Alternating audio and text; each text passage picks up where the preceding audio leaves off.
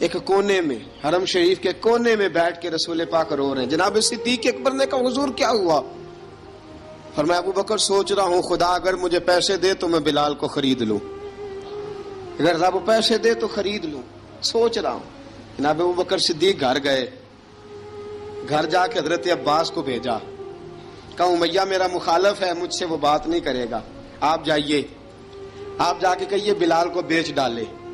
حضرت عباس نے جا کے کہا بلال کو بیچ دو۔ کہنے لگا میری قیمت بہت زیادہ ہے، 50 دینار کا میں نے خریدا ہے اور میں منافع لے کے بیچوں گا۔ حضرت عباس نے آ کے جناب صدیق اکبر کو بتایا تو ابو بکر صدیق فرمانے لگے چل مجھے ساتھ ہی لے جا، دیکھ لیتے۔ پہنچے، جب ابو بکر صدیق کو آتے دیکھا نا تو چڑ گیا، کہنے لگا ابو بکر اگر تو بلال کو خریدنا چاہے تو وہ جو تیرے پاس رومی غلام ہے وہ مجھے دینا پڑے گا، 2 لونڈیاں اس کے ساتھ دینی پڑیں گی، اور یہ 50 دینار کا ہے، میں تجھ سے 2000 دینار لوں گا، 50 دینار کا ہے 2000 دینار لوں گا۔ حضرت صدیق اکبر رضی اللہ تعالیٰ عنہ نے فرمایا مجھے منظور ہے، مجھے منظور ہے، منظور ہے مجھے۔ تو ابو بکر صدیق نے وہ تینوں غیر مسلم غلام لیے، 2000 دینار لیے۔ حضرت عباس نے بھی کلمہ نہیں پڑھا تھا، کہنے لگے ابو بکر تو کامیاب تاجر ہے، کیا کرنے لگے ہو؟ تو حضرت ابو بکر صدیق کہنے لگے آپ نے بھی کلمہ نہیں پڑھا، آپ کو اس سودے کا پتہ نہیں، آپ ابھی اس لذت آشنائی سے واقف نہیں، آپ نے بھی یہ ذائقہ چکھا نہیں، آپ ابھی اس راہ سے گزرے نہیں، آپ کو پتہ نہیں یہ بھی ایک ذائقہ ہے، یہ بھی ایک سودا ہے، یہ بھی ایک لذت ہے، یہ بھی ایک گہرائی ہے، یہ بھی ایک مزہ ہے، اس کا بھی آپ کو علم نہیں، آپ نے کلمہ نہیں نہ پڑھا۔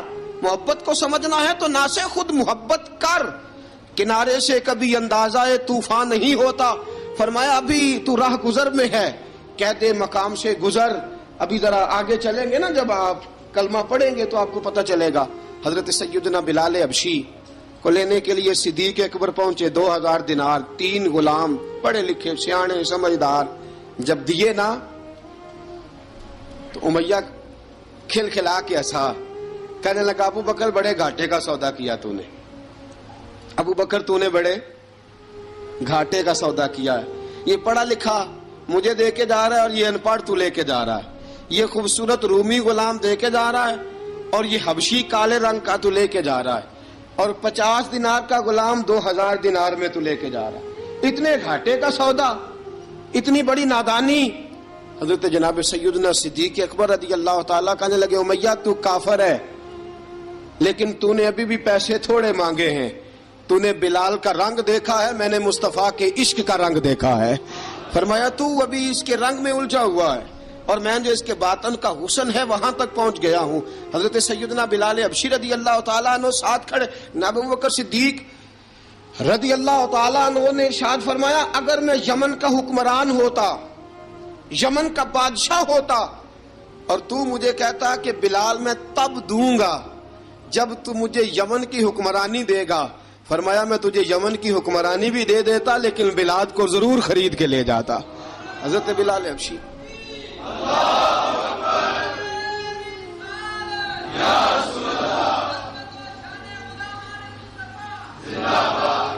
جناب سیدنا بلال حبشی، حضرت سیدنا ابو بکر صدیق فرماتے ہیں جب میں بلال کو لینے گیا تو حال پتہ کیا تھا؟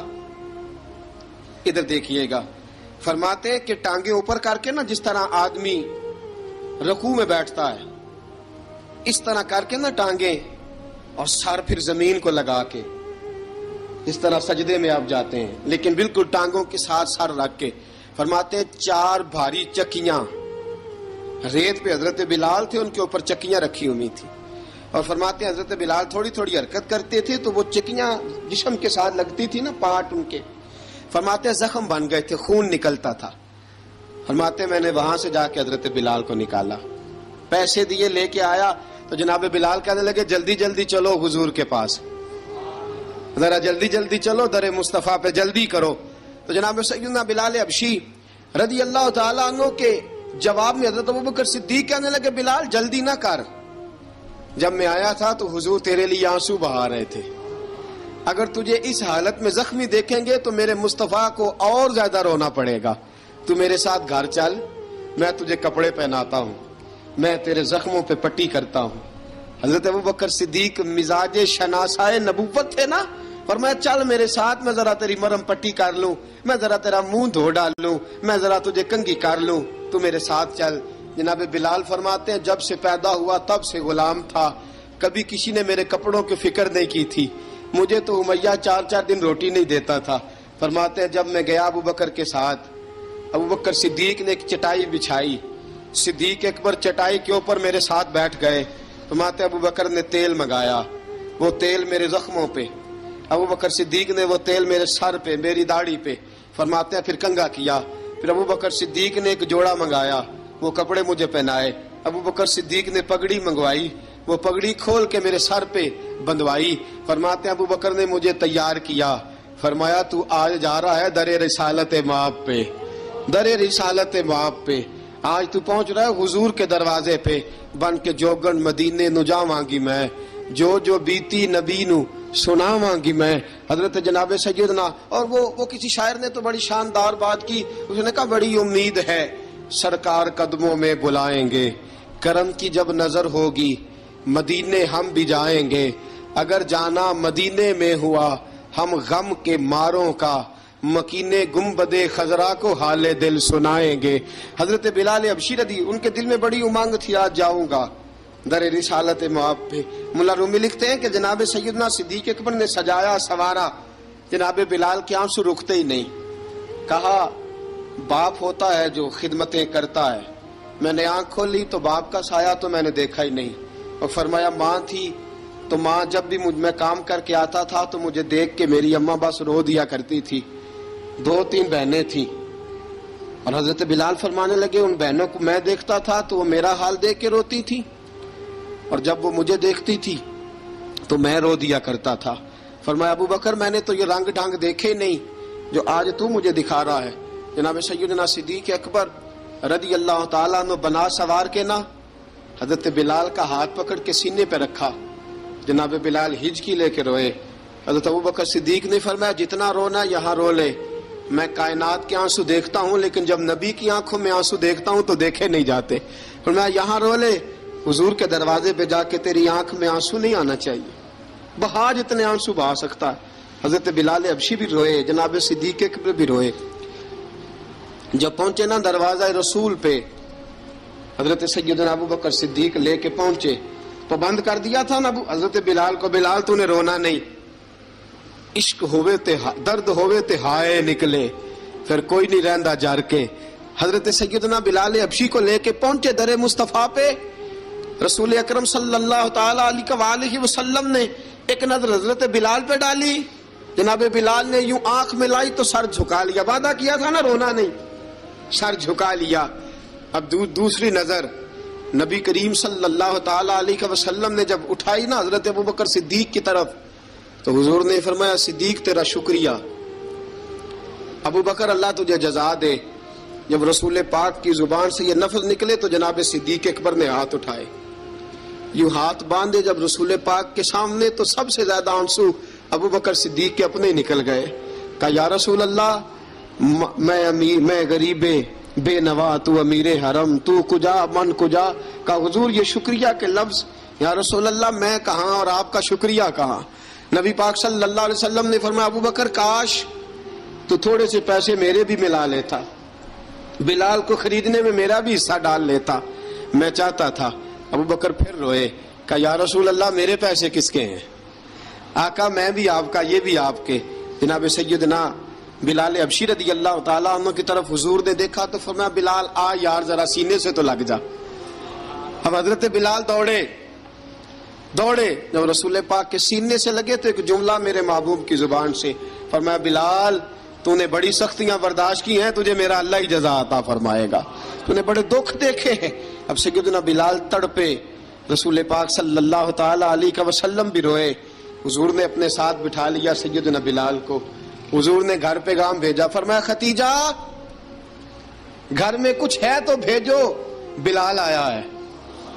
اب حضرت خدیجہ الکبریٰ اندر سے کیا آواز دیتی ہیں، کہتے ہیں حضور مبارک ہو، اللہ نے بلال کو آزادی عطا فرما دی۔ وفاشار بیوی اندر سے، اب حضرت سیدنا زینب رضی اللہ تعالی عنہا میرے محبوب کی شہزادی چھوٹی سی عمر ہے، ایک برتن کے اندر کھجوریں لے کے آئیں، ایک برتن میں کھجوریں، اب لا کے جب کھجوریں رکھی نا تو سیدنا صدیق اکبر نے ہاتھ بڑھایا کھجوریں اٹھانے کے لیے تاکہ میں دوں، حضور نے فرمایا نہ ابو بکر، بلال پہلے دن آیا ہے، پہلے تو نے جتنی خدمت کرنی تھی تو گھر کر کے آیا، میری باری ہے۔ حضرت بلال حبشی فرماتے ہیں کائنات میں نے اتنا پیار کبھی دیکھا ہی نہیں تھا، 30 سال سے زیادہ میری عمر تھی، مجھے تو کبھی کسی نے پاس بٹھا کے کھانا کھلایا ہی نہیں۔ فرماتے ہیں رسول پاک سخت سخت کھجوریں سائیڈ پہ کرتے، اندر سے نرم کھجور نکالتے، اس کھجور سے تھوڑا سا چھلکا جدا کرتے، فرماتے ہیں پھر اس کو توڑتے، اس کے اندر سے وہ گھٹلیاں اتار کے حضور ایک سائیڈ پہ کرتے، وہ نرم کھجور رسول جب میری طرف بڑھاتے، حضرت بلال فرماتے ہیں بھوک تو بڑی تھی لیکن آج بھوک ساری بھول گئی تھی، آج مجھے یوں لگتا تھا جیسے میں زمین پہ نہیں عرش کی بلندیوں پہ بیٹھا ہوا ہوں، آج لگتا تھا کائنات کی ساری نعمتیں، ساری رحمتیں، سارا کرم، ساری عطا، سارا فضل، ساری عنایتیں میری جھولی میں گھر گئی ہیں۔ فرماتے ہیں رسول پاک صلی اللہ تعالی علیہ وآلہ وسلم نے مجھے بڑے محبت سے بٹھایا، حضور علیہ السلام نے محبت سے کھلایا، دودھ پلایا، فرماتے بڑا پیار کر کے نا تو جناب سیدنا صدیق اکبر نے کہا حضور بلال کی ڈیوٹی کیا ہوگی، حضور بلال کی ڈیوٹی کیا ہوگی؟ حضرت بلال کہنے لگے حضور میں فارغ رہنے کا تو عادی نہیں، میں تو جفا کا آدمی ہوں، محنت کرنے والا، ڈیوٹی کیا ہوگی؟ رسول پاک نے فرمایا بلال یہ میرا گھر ہے، آج کے بعد میرا نہیں یہ تیرا گھر ہے۔ فرمایا میں مصروف ہوتا ہوں تبلیغ کے کاموں میں، گھر کیا لانا ہے وہ تیری ذمہ داری ہے، کہاں سے لانا ہے وہ بھی تیری ذمہ داری ہے، پیسے کہاں سے آئیں گے میں تجھے بتلاؤں گا، کہاں لگانے ہیں تجھے ایک دفعہ بتاؤں گا، پھر تو لایا کرے گا، تو ہی لگایا کرے گا۔ فرمایا میرا پرسنل سیکٹری بن کے رہے گا، تو خاص مقام تجھے دیا جائے گا۔ حضرت سیدنا بلال حبشی رضی اللہ تعالی عنہ کو رسول اکرم صلی اللہ تعالی علیہ وسلم نے اس کام پر مقرر فرما دیا۔ اب دیکھیے حضرت بلال رضی اللہ تعالی عنہ جب در مصطفیٰ صلی اللہ تعالی علیہ وسلم پر پہنچ جاتے ہیں اور پہنچنے کے بعد کیا مسئلہ ہے جی، کیوں نہیں چل رہا؟ درود پاک پڑھیے الصلاۃ والسلام علیک یا کی گل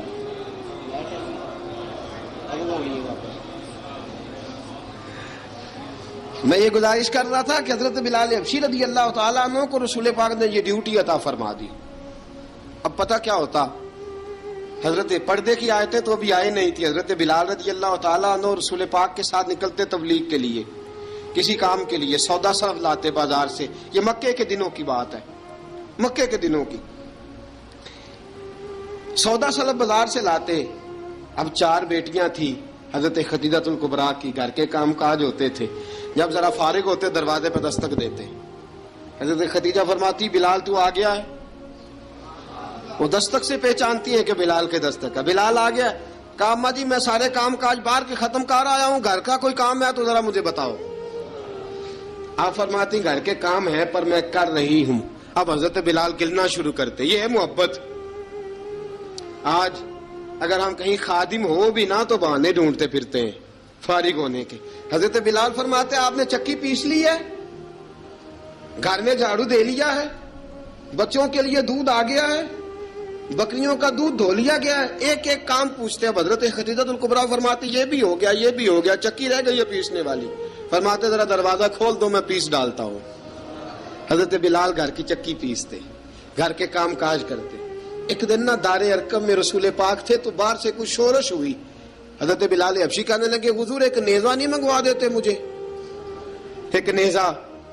ساری دنیا حضرت بلال کو مؤذن رسول سمجھتی ہے اور ہیں بھی، لیکن حضرت بلال سب سے پہلے نیزہ بردار بھی ہیں۔ سب سے پہلے نبی پاک کی حفاظت کے لیے نیزہ جس شخص نے اٹھایا ہے، تلوار اٹھانے والے اور ہیں، جان قربان، نیزہ سب سے پہلے حضرت بلال۔ کہا حضور ایک نیزہ نہیں منگوا دیتے؟ بلال کیا کرنا ہے؟ کہا یا رسول اللہ یہ کافر ہلکی پھلکی شرارت کرتے رہتے ہیں، ذرا میرے ہاتھ میں نیزہ ہوگا نا تو قریب کوئی نہیں آئے گا۔ یہ کرتے رہتے ہیں نا ہلکی پھلکی شرارت، باز نہیں آتے، نیزہ دے دیں گے نا تو قریب کوئی نہیں آئے گا۔ اب رسول پاک نے نیزہ دے دیا، منگوا دیا۔ اب حضرت بلال کے ہاتھ میں نیزہ ہوتا رسول پاک کے آگے آگے چلتے، آگے آگے آگے آگے نبی کریم صلی اللہ تعالی علیہ وآلہ وسلم دار ارقم میں جا کے تبلیغ کا کام شروع کرتے تو حضرت بلال دروازے پہ نیزہ لے کے کھڑے ہو جاتے.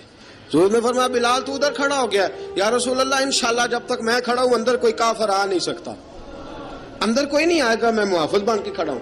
حضرت بلال حبشی رضی اللہ تعالیٰ عنہ نے ہمیشہ، اور یہ نیزہ ہمیشہ پاس رکھا، بدر میں بھی، احد میں بھی، تبوک میں بھی، یرموک میں بھی، خندق میں بھی.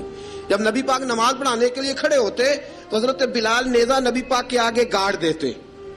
یہ سترا بن گیا، اب کوئی آگے سے گزرے گا تو اسے تکلیف نہیں ہوگی، گناہ نہیں ہوگا، حضور کے آگے رکھ دیتے. حضرت بلال حبشی نے مکے کے 13 سال سابقون الاولون میں سے ہیں،